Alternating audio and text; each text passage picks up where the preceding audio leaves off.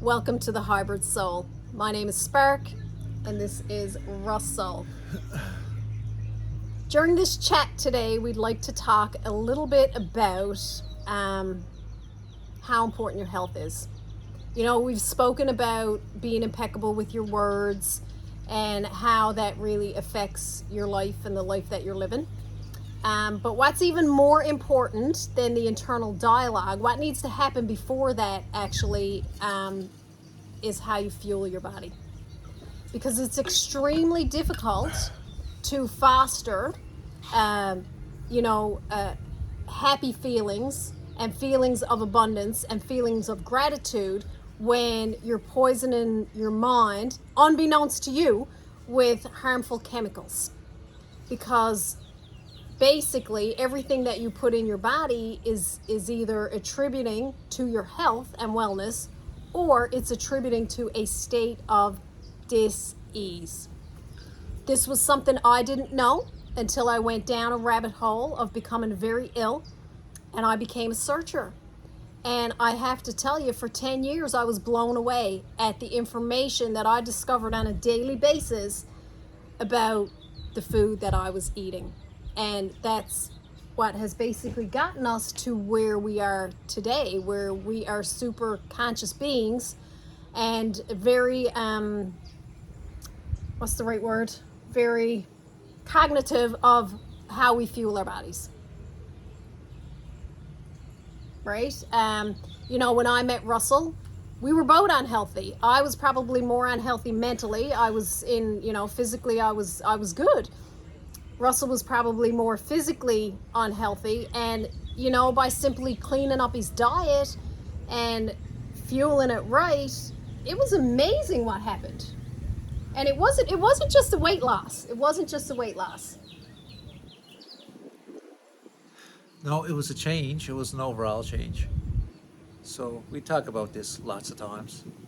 And your fuel, the fuel you're putting in your machine, right? The fuel you're putting in your body has a lot to do. The fuel has a lot to do with how the machine runs. So clean fuel and your machine runs clean.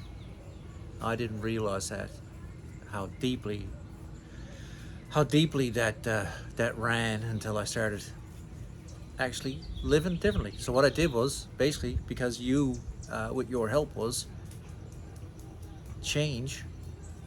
make changes and stick to those changes. So would you say, as you got more healthy, the thoughts you were thinking actually changed? Like you started thinking differently as your body started to detox? Well, I would say clearer. Yes. So things started to seem clearer. I wouldn't say it automatically went to positive thinking, though. No. Because what happens with clarity, you start to notice a lot of the negative stuff even more so too, right?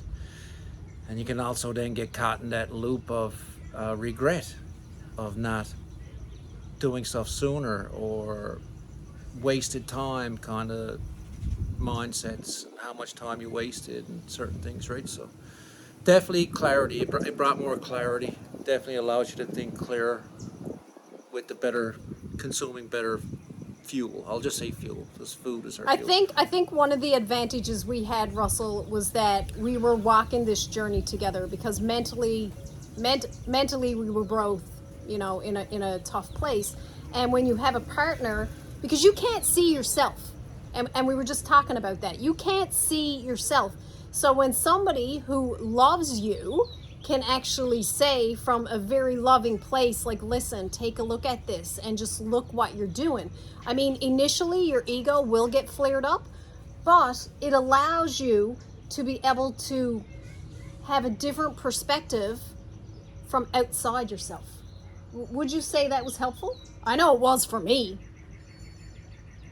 Yeah, well, might have been a lot of force feeding some good fuel, maybe, would you say?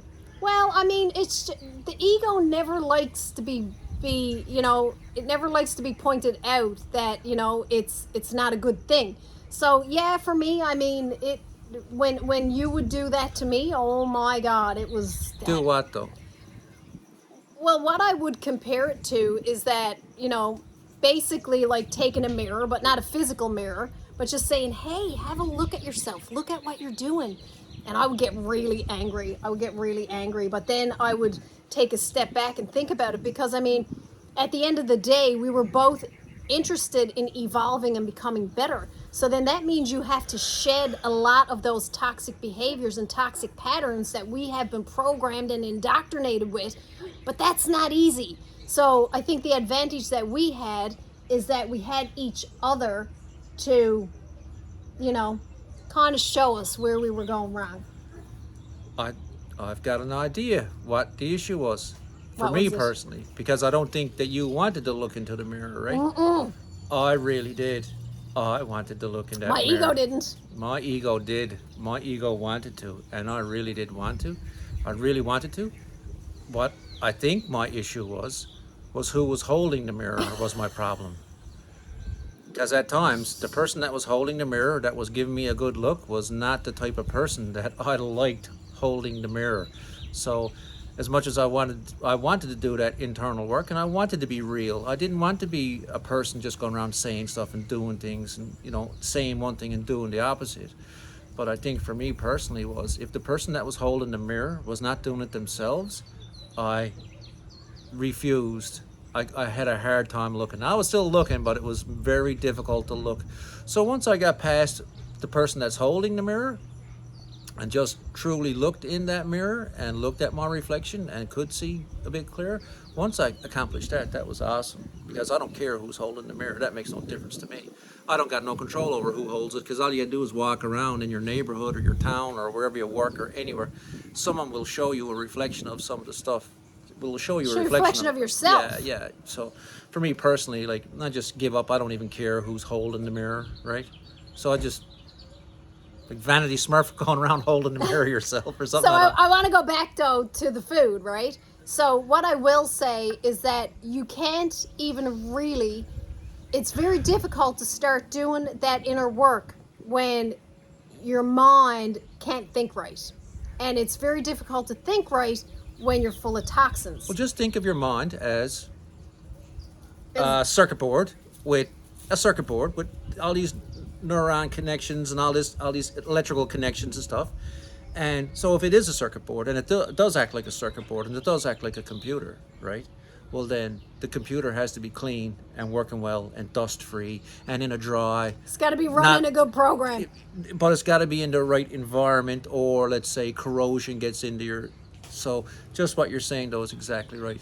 So I'd like to, without dragging it out too much, I mean, some of the things that myself and Russell have done over the years is that, you know, and they were small changes in the beginning, but one of the things that has been super helpful is intermittent fasting, right? By simply just reducing we're not reducing our calories, we're just reducing the window of when we consume our calories, because then it's allowing our bodies to have a break.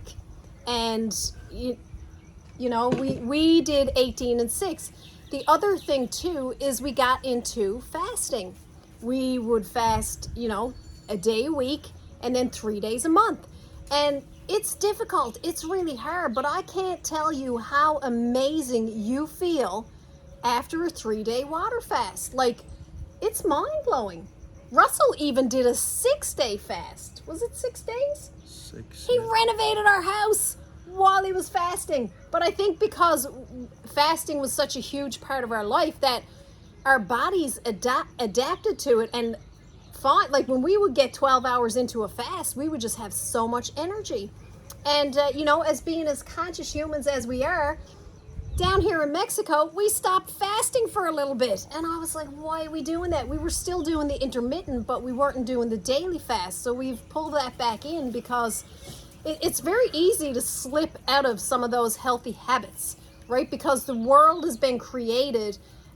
Everywhere you go, it's a lot of unhealthy stuff. Like, you can't even go into a store and the aisles where you go to pay is peppered with candy. Like, Charlie loses her mind every single time. I think it's a conspiracy against parents. And, you know, so the fasting. You know, for me personally, I didn't drink alcohol. And Russell quit drinking probably a year and a half ago. Like, that's been huge. That's Yeah. been huge. So- How would you say that has impacted, especially from someone who struggled with anxiety and struggled with depression, how has giving up alcohol impacted your life? Well,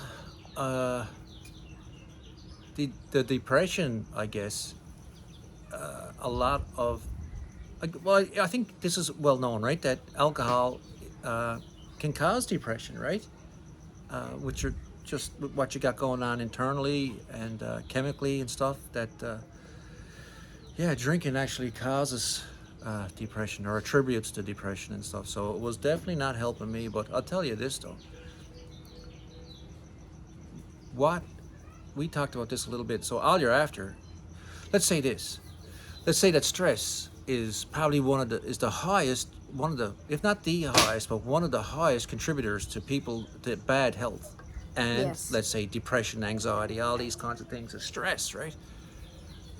When I was drinking, I was basically looking for stress relief. If I was doing drugs, I was looking for stress relief.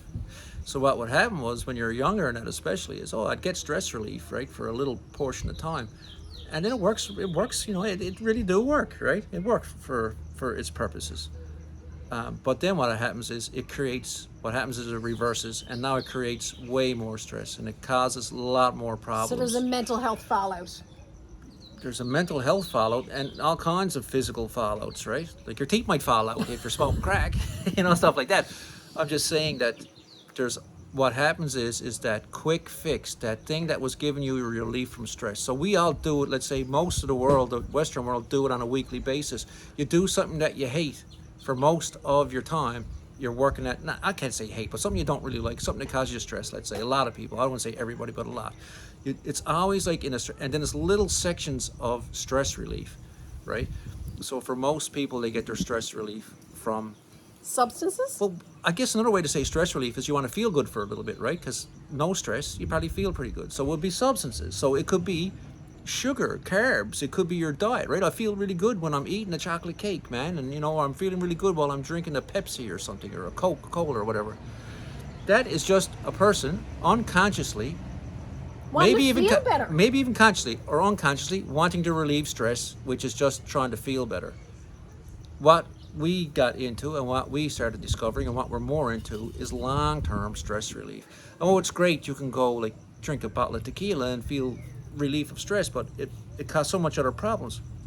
Really wanted to find a cure. We didn't want the Band-Aid. No. It wasn't working very well. So I just think that I want stress relief also, and I want to feel good too. I just got to find out. We found that you can, with work and that, is find a better, healthier way. Yes. Which leads to, like you say, so many benefits, right? Clearer thought, clearer mind, more energy, Yeah. feeling much better.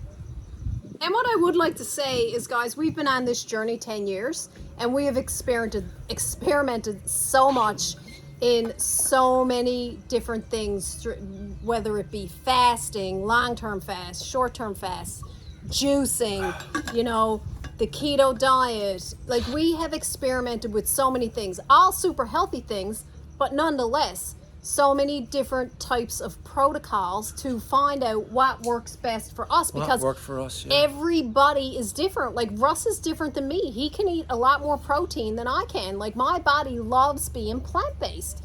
And, I would never know that if I didn't experiment with a lot of different things. These things are not going to happen overnight.